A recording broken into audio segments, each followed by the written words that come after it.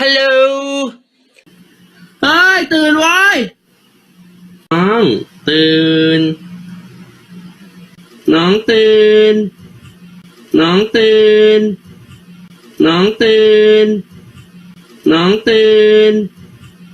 น้องตื่นหน่อยสิน้องเป็นอะไร